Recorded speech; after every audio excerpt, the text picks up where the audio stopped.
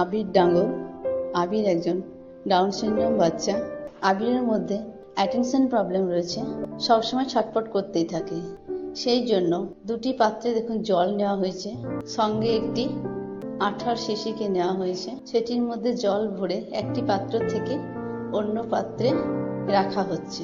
দেখুন আবির এই কাজটি মনোযোগ দিয়ে করছে এবং কাজটি করতে আনন্দও পাচ্ছে। এই কাজটি করার ফলে তার যেমন মনোযোগ বাড়ছে, তেমনি তার গ্রস মোটর ফাংশনও ডেভেলপ করছে। কি হলো, করো আবির।